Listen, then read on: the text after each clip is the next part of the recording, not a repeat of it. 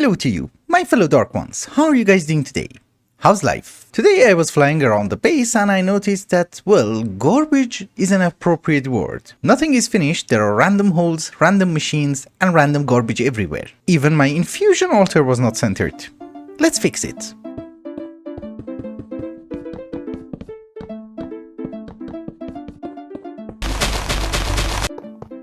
Alright guys, again as usual, it has been the next day for me and I have done a decent amount of building. Obviously none of the buildings are finished yet, I just laid out the blueprints. But let us go through them. If you guys remember, this is our Thaumcraft area, meaning that we do have the jars downstairs as well as the smeltery somewhere.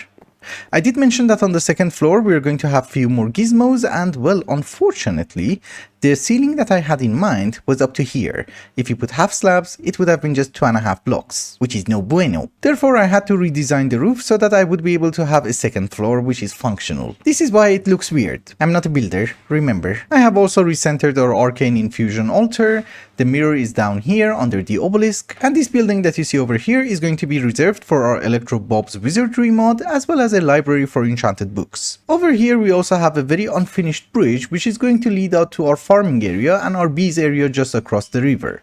And if you look closely, there's also a small tower next to it, which is just a cube. I'll fix it, don't you worry. And that is the location that we're going to spawn a few mobs that we have to kill manually for their loot. And yes, obviously everything is unfinished, but we have to move in the machines first, then finish the details. The first item that I have moved to its permanent location is our cobblestone generator. Octuple compressed cobblestone is a thing in this mod pack, and we need it in order to make something for the Dyson sphere. And the Dyson sphere is actually amazing, it's purple everywhere. So what I have done is that I have two crafters from RF Tools, and no, I don't like drawers. Ever. One of them is making us the double compressed cobblestone and the other one is going to make us the octuple compressed cobblestone, and it's decently fast. Besides, the Dyson sphere seems to be something super endgame, so by that time we should be fine. Another thing is that we don't really have a cobblestone generator, I just have a personal EMC link exporting cobblestone. And I'm using test locators because they're incredibly fast. Don't really know if they're laggy or not. Our next order of business is to have a passive setup for the lasers from BuildCraft.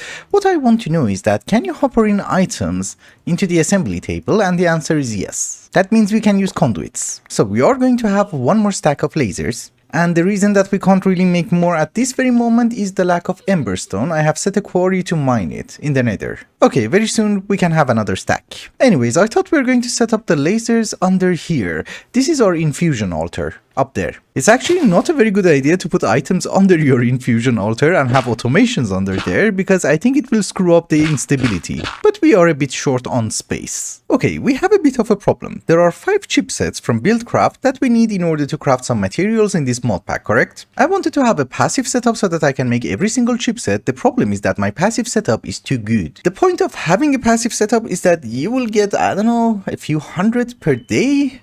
I'm actually getting a few thousand per hour, because this has been running for like 10 minutes. So maybe I have to downsize it a bit. Yeah, I would say this is a far better setup. We have 5 chambers for the 5 different chipsets, and the way that I'm doing it is that I do have a refined EMC link exporting 5 ingredients. I do have filters that which ingredients goes into which assembly table, and since they're incredibly slow, I don't think the recipes are going to be messed up. And then for taking in the items, I'm using vacuum hoppers painted as ancient cobblestone. That's it. And since the redstone chipset is the fastest, we only have 3 lasers. That's it. The rest of them have 6. You don't really need them that much, and we do have a decent supply of each and every one of them. The problem is that when you need them, it's a pain to craft. So a passive setup is not a bad idea, and even for the redstone chipset, they tell you that it's better to automate passively. So why not? It's just that we do need to import them back to our system, so let's have a few ender chests. And just try to cover everything as best as we can. We are going to have more automations over here, so for the moment, this will do. The next item on the list is going to be the coal from extra utilities. This has been running for a while. It's called red coal, and we have almost 1,450 of it. I think in order to make opinium cores, we need around 3,000. I want to make opinium cores, is the point. The only problem is the lack of elytras. I think we need 12 of them. Thankfully, the ender dragon drops it. We need to have a dragon egg in order to encode the data model. So, do I take that? I think we just kill the dragon. It's way easier. Did I summon the dragon? Okay, they're working. It's just glitched. I think I blew it up. I just wanted to hit some mobs. Yeah, but still I don't do that much damage. We have to destroy the crystals. Aye, jerk, please. Thank you. We have the egg.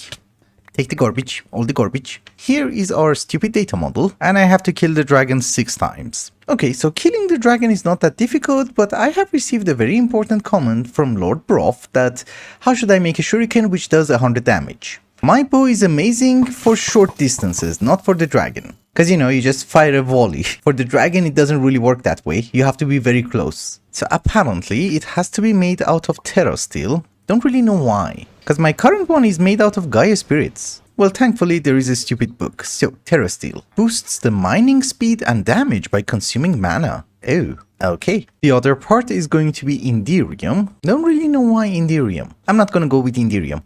I'm sorry. It has been a while later, so let's start making the shuriken. Terra steel is going to do additional damage when you're using mana, and we always use mana. I'm going to use Gaia spirits because that does a tremendous amount of damage. Dragon bone does extra damage, and flux electrum also does additional damage if you have some sort of a capacitor in your inventory. Another thing is that somebody mentioned that we should probably emboss it using nickel for critical damage. So let's hope it's amazing. Hello, big guy.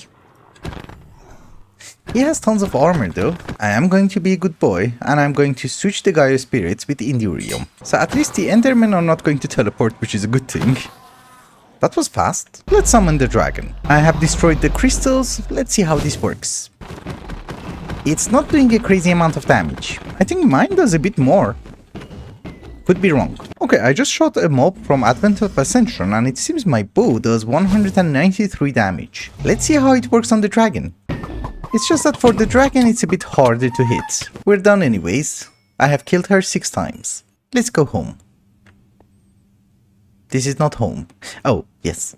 Wrong bed. I'm not really sure how many Opinium cores garbage we need in order to make 2 Opinium cores perfected, but I made 8 stacks. And we're up to half a stack of Opinium core good, which I'm assuming it's good. This is the part where we need the elytras. This data model is garbage. There is a 5% chance of getting a pristine matter. Well, while that is working, we can also help it a bit. There are structures with elytras in them. They used to be everywhere, but now that you want one, none of them spawns. Ah, one is there. I think I have taken that one. Yeah. This one, yeah. It's untouched. While we are obtaining the elytras, I gathered some more material in order to make a turbine. The difference between this turbine and the previous turbine is that now we have blocks of ludicrite. The reactor has been running for a very long time. So I guess that's it? Yep, it's a turbine. Now, if we turn you on, how much power are you going to generate? It has to warm up. Okay, there is a bit of problem with steam. I think I need more water. Well, first, let us check if water is the problem. Ah, you're the problem. The reactor. I just removed some of the control rods. Are we doing better? No. 30%? No. It's the water. Yeah, well, thankfully, I have been prepared. I do have a sequential fabricator making me infinite water sources, and it's incredibly cheap. It seems that I did manage to fix the water issue by adding more infinite water sources, and the new turbine is generating us 173,000 RF. And it's not even optimized. Just for comparison, these guys which are semi-optimized make us 160,000. We might have to make it taller to add more blades. I do need to make more turbine housing. The problem is that this is not an immediate problem because we're not even using a fraction of the power that we're producing. It's around 450,000 RF and we're consuming that much. It's nothing. Another thing is that we have the elytras, so this is Opinium Core Inspiring. We need 4. What did I run out of? Oh, elytras. Oops, we just need 2 more. A very small miscalculation on my part, but Opinium Core Inspiring and Opinium Core Perfected. Which is perfect. In this mod pack, Kikoku is a bit gated. I'm actually doing this in order to double my enchantments, so what we're going to do is that either we have to make the compound bow, or maybe the axe. Both of them do double enchantments, we go with the bow. Why not? Okay. Let's get a bit serious. This is a printing press from BuildCraft and this is a typesetting table. And I do have some printing charges. We need to give the printing press some ink. And at this very moment, we're going to try and copy this book. So you go over there and we need to provide you with some books. It does have a durability. So that is 1 copy, the second copy, and yeah, we can repair it. Good. Basically what the compound bow does is that now we have insight 3 on it. And if I add 1 more book, it's going to be insight 6. Then obviously we would be able to just extract it. That doesn't go in. Draconic evolution is not gonna happen, no? Actually, it does. It's a bit annoying that you have to do this in a basic crafting table, but it's fine. Here is our disenchanter. The gist of it was we can put it inside the disenchanter and get our enchantment back. If we do have a teeny tiny bit more experience, which we don't. It's fine, there's plenty at our mob farm, almost 360,000. So yeah, we have the book. Now the question is, can I do this with sharpness 25? I don't think you can. 640 levels. Oh boy. Well... I mainly made the compound bow just for fortune 6, for protection 10, etc. But if we can get sharpness 50, I'll be happy. It's not gonna work, I know. So for the moment, ignore this room. It's wrong, I know. But I have been melting some solidified experience and as a result we have 219 levels. It's not enough, I know. But just for testing purposes, let us take the sweeping edge 10 out. That's something affordable. And let's try to copy this one. 159 levels, oh my goodness. There's a bit more. I need more. Come on. So 159 levels. We have the plate. And let's try to copy this one. Worst comes to worst, I just wasted 160 levels. That's it. Because I think the compound bow just works with the vanilla books and nothing more. Well, here it's sweeping edge 10, sweeping edge 6. Okay. Now we know.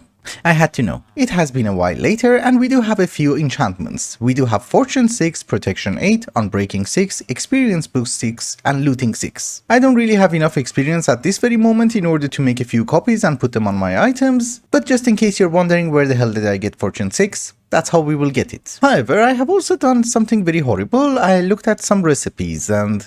they're not amazing. Totally not amazing. I had so many other plans for today's episode, but I think we have to put all of them on hold and start getting into auto crafting. I need one more stack of ME controllers. And as I have already mentioned, everything is going to be done through quantum rings. So we do need a lot of quantum entangled singularities, and I think I have made one stack. The singularity, not the quantum entangled one. I used the infinite water source from our reactor. I'm not really sure how many ME controllers we are going to need. We already have 63 of them in our system. And I think we need way more for a bunch of other things, including the portal to the void. So I am going to do my best to craft one more stack of them for the moment. Later on we are going to have auto crafting, so it's not going to be a big deal anyways. However, while I'm working on that, if you guys remember, for the quantum rings we needed some essence, platinum and yellorium. And it has to be energized capacitor. Why? I'm making all the alloys, I'm just asking why. Really?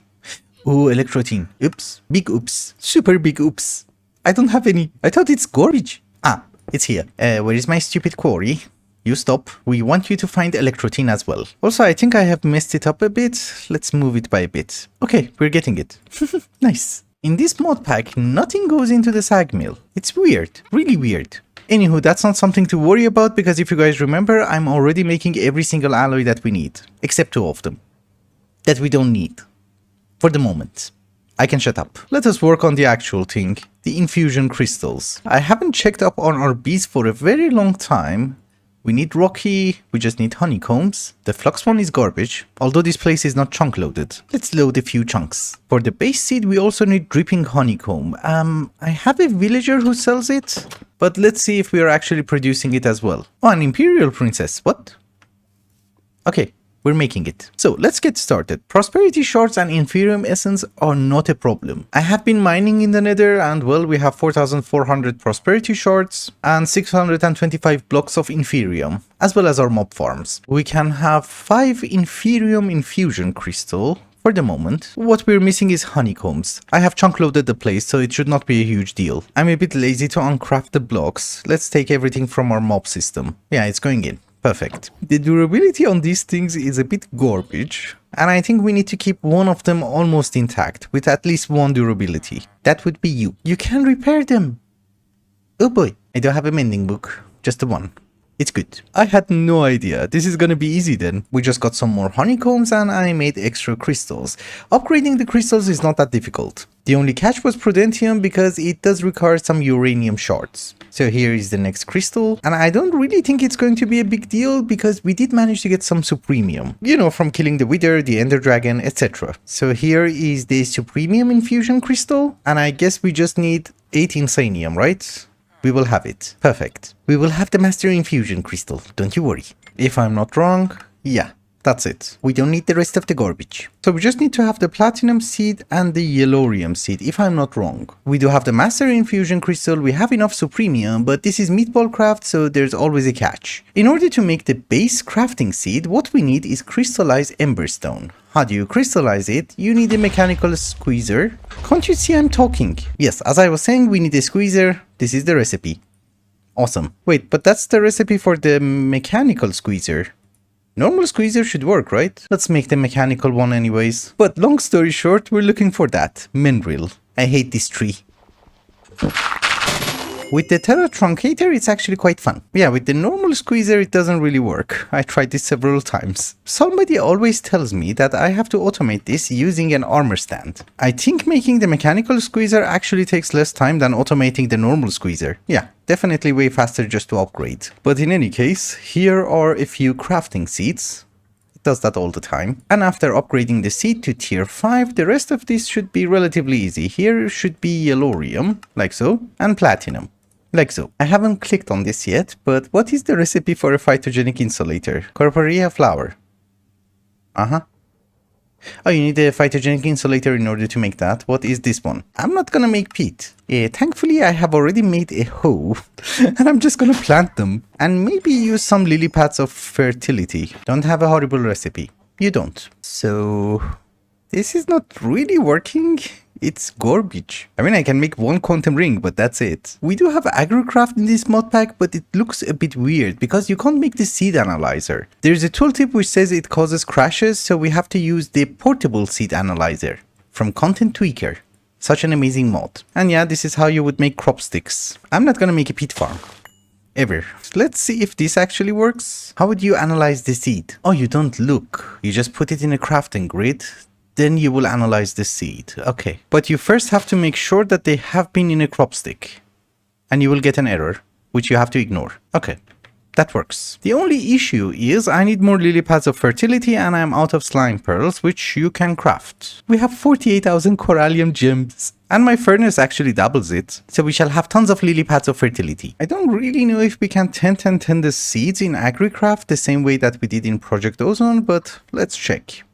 I also got some worms. Maybe it helps. This is a new seed, so it should have a better stat, right? No. Well, there's a chance of mutation. I think at the end of the day, this is much more worth it than a phytogenic insulator if we 10 the seeds. Although there is a very high chance that I need phytogenic insulators for something, so I do have to make peat. There's no imaginary time block, no. Would have been nice. No clue if I was unlucky with the rows or this is actually how you should do that. You know, mutating between two crops, but we are progressing. Very slowly though. And most of the time you're actually getting a worse seed. Don't really know why. And not having the seed analyzer is very annoying. Oh, this is good. I think by the time that I'm done with 10 the seeds, we will have all the essence that we will need. But in the long run, this is actually good. Boring, but good. You're way worse. I think I understood what we have to do. The key is not to do AgriCraft. It's weird, I know. The key is actually doing some forestry and getting a very important bee. And that is called the agricultural bee. What does it do? It gives us the agricultural comb. And what does that do? It will 10 every single seed. I think it's going to be a massive rabbit hole and we need a ton of bees. And I do really mean a ton. And they have to be good. So anything that we find which is pristine stock, we will just take home. I have some news. It's been maybe 5 or 6 hours later and I have been busy. I don't have the bee yet. I'm actually waiting for literally one drone. And this took ages and ages and ages. I had to craft and mutate so many bees because almost every single honeycomb that I was clicking on has a use. So I had to make the same bees several times, mutate them, get more drones, mutate them again.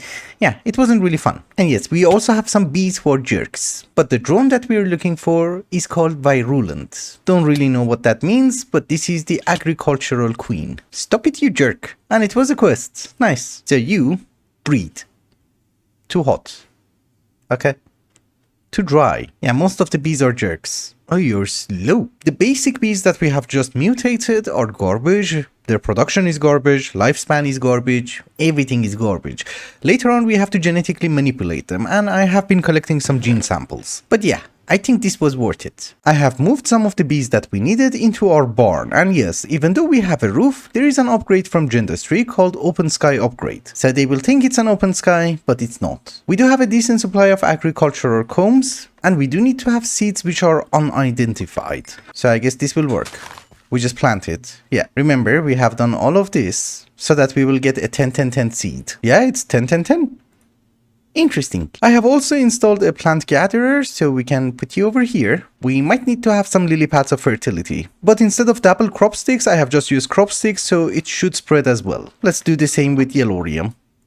And maybe some lily pads of fertility, just in case. Yellorium is spreading. That's good. But oh my goodness, you get a lot of essence from one crop. Yeah, this is totally worth it. Can't really find anything to complain about. Anyways, eventually we're going to move all the bees into our barn. Well, most of them at least. We are going to have way more crops, but for the moment, that's all we were interested in. Some essence. We do have a bit more. Remember that we needed all those essences in order to make the quantum rings for our applied energistic system so that we will have some wireless technology. Unfortunately, we can't really get into auto crafting today, but there is something that we can do. I just had to cook more manually. Here is one stack of energy acceptors, and here is one more stack of ME controllers.